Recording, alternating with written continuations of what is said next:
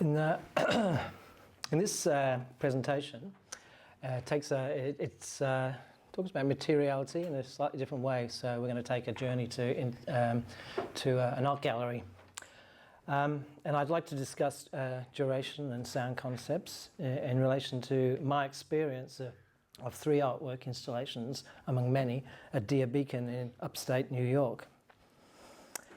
Gerhard Richter's 6 grey mirrors, Robert Ryman's installation at Deer Beacon, and Max Neuhaus' soundwork Timepiece Beacon.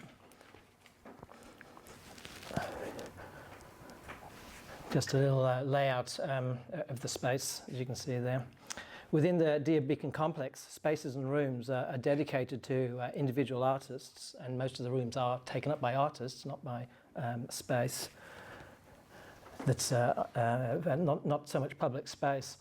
In Richter's room, 6 large grey mirrors hang as rectilinear repetitions on the 4 walls. They are mirrors, but also resemble paintings. Their large repeating forms appear minimalist and monumental. As mirrors, they reflect different portions of the world that lies beyond their frames, including sunlight through a clear story and the presence of the visitor. Robert Ryman's installation appears to be very simple. Paintings that are predominantly white hang individually and in groups on walls that are also white. One large painting rests on the floor, leaning against the wall. For the naive person visiting either of these works, that is, someone who relies on intuition rather than prior knowledge of what to expect, it quickly becomes obvious that the painting-like forms hanging or leaning against the walls lack obvious content. In the case of the Richter mirrors, there would be little gained by the visitor moving between each mirror, viewing it as if it was a picture. In spite of both artworks' exhibition-like layout then, the multiple painting-like forms deny us content that might provide transcendent experience. On a fundamental level, both encounters are presenting blank screens to the visitor. Visitors like myself, therefore, find themselves in a kind of limbo, being a naive visitor at the time. It's clearly an art exhibition, but what is there to look at? Richter says of the mirrors, quote, "I'm trying to bring together the most disparate and mutually contradictory elements, alive and viable, in the greatest possible freedom. No paradises," end quote. This suggests a freedom that avoids any transcendent trajectory. Henri Bergson argues that the development of our brains enables us to deal with threats or gaps in information. Our thinking empowers us to act, to adapt to new circumstances in order to survive. The lack of translatable content within these artworks, there is no discernible figure, symbol, or expressive content, creates such a gap in our experiencing. I believe that this stumps the visitor, it stumped me, who in order to maintain experiential continuity must search elsewhere for content beyond these blank surfaces. In my encounter with blank surfaces, I turned to the reflections in Richter's grey mirrors, which I contemplated as virtual spaces. And in the case of Ryman, I imagined hidden depths within the walls of his installation, and his paintings challenging me as I imagined them loitering and staring back. I experienced these works physically moving within each space, where encounters with a few objects, spaces and surfaces and sounds on offer accumulated over time. There was no beholding moment where the full impact of the artwork was complete. Instead, visual, sonic and imaginative images accrued within an ongoing flux of space and duration. And it was my continual negotiation of these experiences that created my reality within each installation. By reducing content and symbolic interpretation, both artists appear to deliberately emphasize the act of experiencing itself through techniques of foregrounding and then problematizing the separate components that experience calls on. In reference to the philosophy of Henri Bergson, Gilles Deleuze in his book Bergsonism explains that experience always gives us a composite of space and duration. For Bergson, this composite can be expressed as dualities that include the extensive and intensive, that is, the perceived physical world and our internal life. Or to put it another way, the quantitative, which can be measured in space, and the qualitative, sensations that we feel over the passing of time. So as you walk through, you might be interested, bored, exhilarated, and things kind of move and change around. Bergson suggests that we perceive experiences as this composite where the two essential components of experience, duration and space, are blended so that we don't really notice them as separate components. Within this quantitative and qualitative composite, Bergson argues, measurable space and duration with its succession of differences in kind get confused, whereby we tend to treat duration in which we feel in terms of space which can be measured. I'm sure you know all this. Perhaps then my self-consciousness of feeling that the artworks were gazing back at me, together with my search for content and agency in the artwork's voids and virtual spaces, was my imaginative masking of my endurance of the artwork's blank screens and their lack of content. My endurance I sensed qualitatively, but recognized quantitatively via spatial imaginings of depths, voids and virtualities. Differences in kind experienced through duration became confused within the composite and were translated spatially, becoming image components within my continual reframing of the artwork's site. So let's look at some sonic experiences that occur within duration that potentially activate the Richter and Ryman artworks. I was the only visitor in Richter's space, and as I moved within the room, some perceptual adjustment was required to shift my gaze from the greyness of the mirror forms lit by natural light to focus on their reflective capabilities. I could only look at the work for so long. While enduring this work and its reduced content, my attention, or rather my search for content, shifted to the sonic ambience of the large expanse of Deer Beacon, entering Richter's space via its two large entrances. This was a susurration comprising distant footsteps, vocal chatterings, and the sound of other artworks. The hard surfaces of Richter's installation concentrated and articulated this susurration within its space. The soundscape therefore subtly scored two worlds. I sensed through the reverberation of the susurrus the spatiality of Richter's room, and within this focused ambience I could discern sounds from the larger institutional expanses of Deer Beacon unfolding beyond the artwork. One spatial durational composite was enfolded within the other. Frances Dyson referred to this kind of experiential enfolding in her presentation yesterday. This antinomic perception echoes the dual function of Richter's mirror forms that are both monumental as objects and also reflect virtual spatial expanses beyond Richter's noble room. So these overlapping composites cause for me sensory and conceptual disjunctions, but that was precisely what made Richter's work so engaging. While experiencing Richter's mirrors, I became aware of a small stone lodged in the tread of my right shoe. Yeah, there's trouble. I quickly scuffed my foot on the floor to free the stone. This barely considered action propelled the stone across the polished concrete at great speed, hitting a thin metal skirting board along the wall's edge with unexpected force, causing a short, sharp snapping sound that reverberated loudly off the hard surfaces.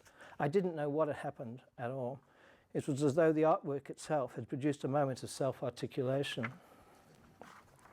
This brief loud sound of the stone scored the susurrus persisting in Richter's room.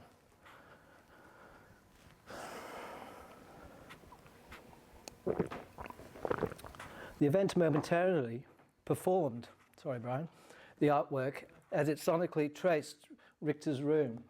For a while the room lived in pure sonic duration until the intense reverberation faded. The unexpected sound destabilized the installation's own self-serving staging of coherence and authority. Auditory framings, real and virtual, had collided with visual framings, creating perceptual confusion and an exciting temporal space of presentness and unknowability. Bergson's composite had been severely challenged along the way. Richter describes his grey mirrors in dialectic terms as, quote, a cross between a monochrome painting and a mirror, a neither nor, which is what I like about it, unquote. The stone's sonic outburst, however, was an event of undeniable certainty. It was present in the here and now, with the visitor having no recourse to images in memory that might explain the event, or to virtual worlds which had now been replaced by a more urgent confusion of intense presence.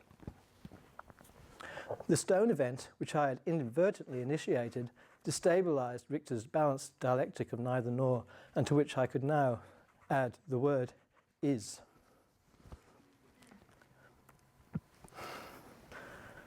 Ryman's paintings posed as sculptural objects, presenting their surfaces towards me, staring me down. Hung on the white walls of the installation space, each painting displayed a different kind of whiteness. It was as though the paintings were recognisable as individual objects while remaining part of the inclusive white team. I maintained a comfortable viewing distance. I did not inspect the paintings up close. I felt to do so would be like walking onto a stage and staring an actor in the face.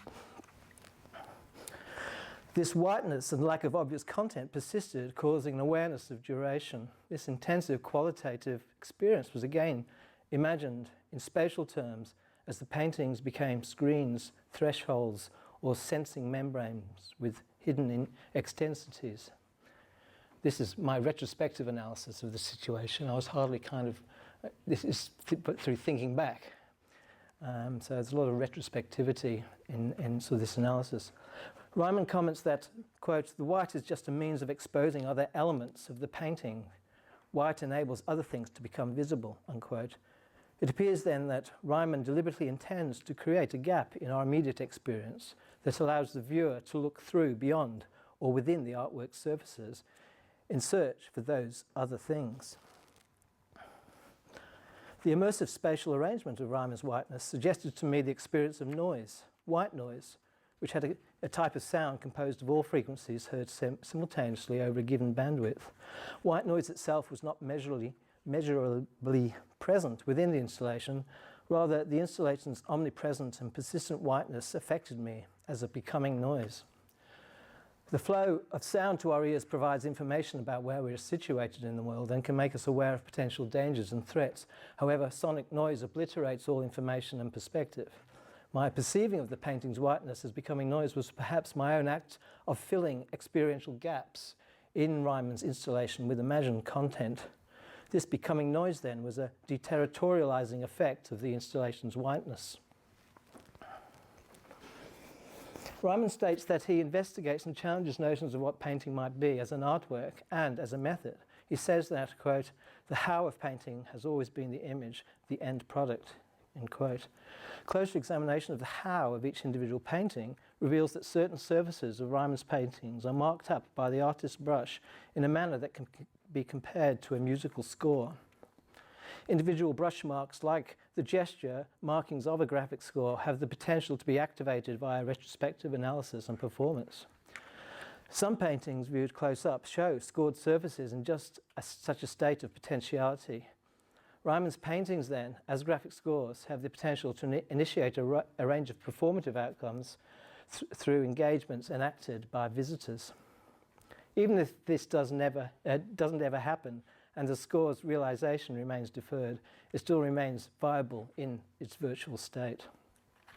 Ryman scholar Suzanne Hudson arrives at a related idea when, in discussing Ryman, she says, quote, "Making a case neither for painting's extinction nor its continuation. My claim is rather that Ryman's assumption of the possibility of painting's viability keeps it an open inquiry, the resolution of which is perpetually deferred," end quote. The subtlety of markings on Ryman's graphic scores, brush marks and paint undulations, therefore remain discoverable, available, and in a state of readiness for performed sonic outcomes.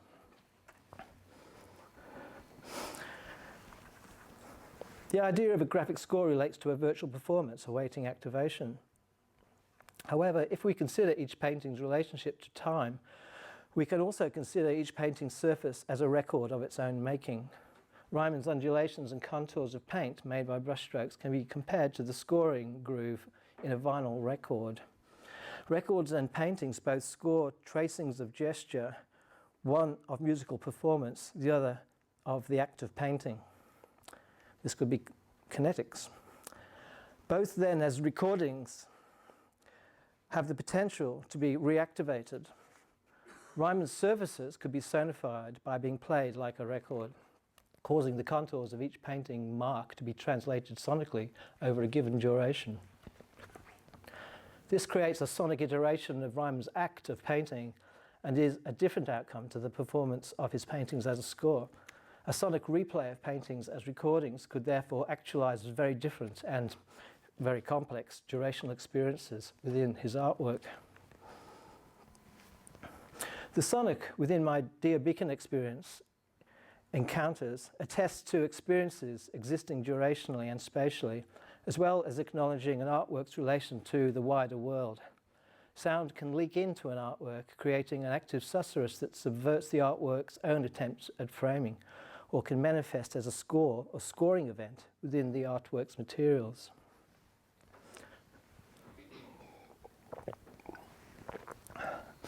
Max Neuhaus's work, Timepiece Beacon, is exemplary at doing this. It is a sound-based work that materially uses sound that is not intended to be heard. At Dear Beacon, just before the hour, a quiet sonic drone is introduced throughout the entire building and surrounding gardens. When I first experienced this work, I wasn't aware of the sound because as it slowly got louder, I got used to it and it didn't threaten me, and I suppressed it from my consciousness because I was busy looking at other things and seeing artworks. The sound gets quite loud and then abruptly ends. Only then did I notice its sudden absence.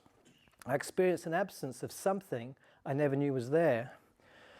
Neuhaus compares this effect to that of an alarm clock working in reverse. The stark sonic void that remained became filled with a sudden awareness of sounds that image the heterogeneous, couldn't even say the word, heterogeneous unfolding of the surrounding environment. The staging of antinomy is at the heart of these works as they engage in the creation of paradoxical perceptions and meanings through the development of dialectic that never synthesizes. These are the paradox objects that Douglas Barrett referred to yesterday. In these artworks, dialectic apprehends and then contains the visitor's experience in a limbo-like state in which subjectivity and objectivity continually oscillate.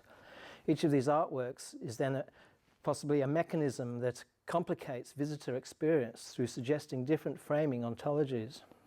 Ultimately, these artworks posit the world as a human construct, and in doing so, they reveal to us just how uncertain that process is.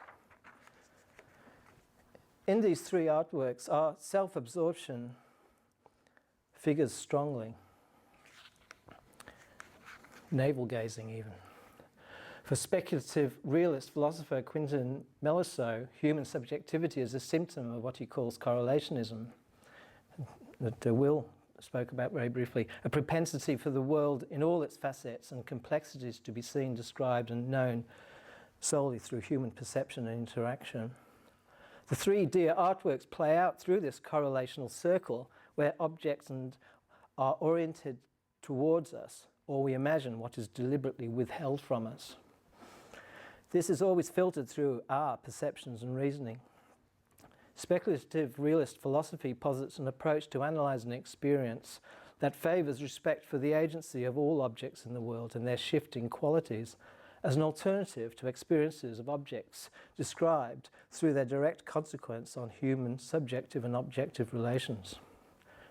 Generally speaking, this desire to rediscover and project objects, or indeed objecthood, possibly lurks already in the minimalism of these Dear artworks. Melisseau speculates on an uncorrelated ancestral time.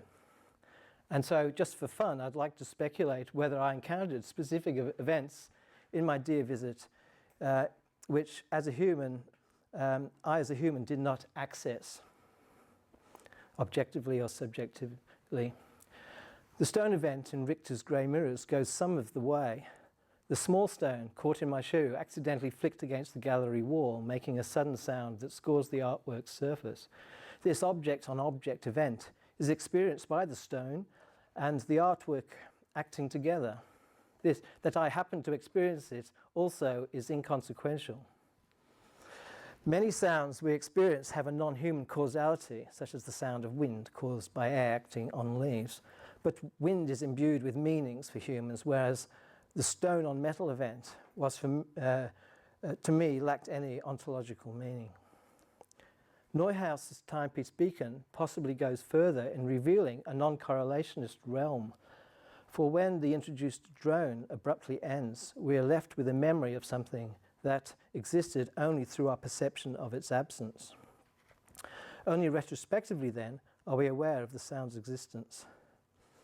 Was Neuhaus's drone, then, an uncorrelated sound that had existed for us, but without our ever having accessed it? That's it.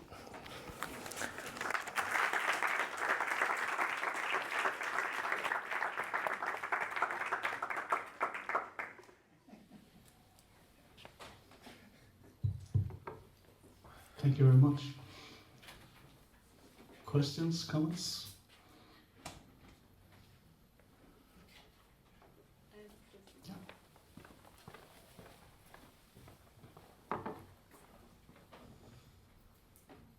Hi, I have a question which is more clarifying, just to understand your project. And first of all, thanks for the talk and the great examples. I was just thinking about the thing with the stone.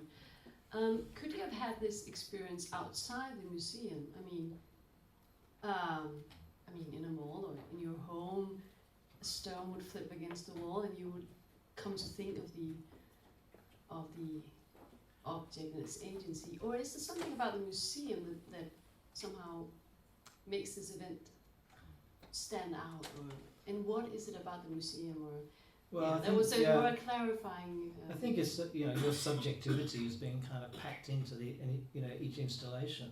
I think you are centered. I think Beacon as an institution, really seems to be set up to confront. For you to confront the artwork in a particular way. So there's something about that, but I don't think, I think it could happen anywhere, because I think it's, but you're talking about the stone event, so there's no kind of, I think it needed probably a state that I was in, I was encountering the work, I had some kind of sort of intense sort of moment, I suppose, that was kind of set up by the theatre of the space, perhaps. So perhaps you're already experiencing the agency of artworks, or their doing, and then, or... Yes, I don't... How do you mean, sorry? I was just... I'm sorry, I don't want to take up the time for the questions. I'm experiencing the agency of the artwork. Perhaps you were already in a space where objects had some kind of agency, we typically talk about what art absolutely. does. I think so, yeah. So I don't mean to play down the fact that the actual, my encountering the whole visual sort of enclosed nature of the installation didn't have a huge role. So maybe I should emphasise that, yes, because it's very much the two in play, the sort of space and duration. Yeah. We have time for another question. Hi, thanks for the talk. Towards the end, you mentioned the paradox objects. Maybe this is just a clarifying question, because it seems that the paradox object that I sized as gross for yesterday was founded in, well, if it was materially founded, it was founded in some sort of historical materialism, and very much rooted in what you could call the culturality of aesthetics, or aesthetic theory. So you just mentioned it briefly. I only mentioned it because Douglas mentioned it, but it reminded me of the very, Gerhard Richter is kind of what he seems to be about, just creating paradox of objects. And I thought I heard it described in a similar way in that quote yesterday.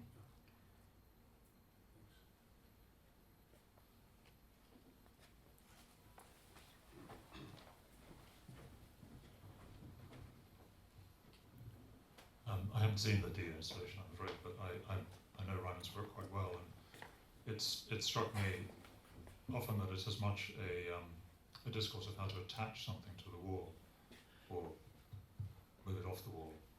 There's a huge range of methods that he's explored, Yes. experimented with for that, as it is about Well, covering a surface, and also he's used so many different kinds of paint that the degree, and I know Dia, I've seen work of his in Dia in other locations, often their installations stifle this kind of diversity, but similarly the range of whites that are used is extremely important for him. I wonder whether either of those qualities resonated for you, because you seem to want to indicate the lack of difference between the works. well, I said they all had a different kind of whiteness, but they sort of seem to operate on kind of creating an overall kind of sense of whiteness. But I also was kind of intimidated a bit by the works and didn't step up to view them. And both the Richter and the Ryman are very much about, when people who know the work step up, they're examining the hangings and the fixings, because this becomes a very important detail. And in the Richter as well, the huge grey mirrors are all slightly tilted to slightly, put the reflection at a obtuse angle. So I was really basing it on sort of analysing my experience of the works, not a full appraisal from a kind of a sort of, I approached it from sort of a naive point of view, I suppose. Yeah. And the second, I think about colour, was it? You mentioned the second part of the question? Degrees of whiteness. Yeah, degrees of whiteness, yeah. So I think some of them are very, from what I'm about to go there and have another look at the works, but there's some, you can see the painting, the paint application and the brush strokes, and others are quite, and have other colours, just hints of other colours coming through, and he has a whole process. I mean, he's made his life for sort of inching along different ways of resolving application of paint, and usually white paint, and of course the frames and the hanging. But mine was more like what was, not so much the framing, but what was inside the frame, I suppose. Okay, thank you very much.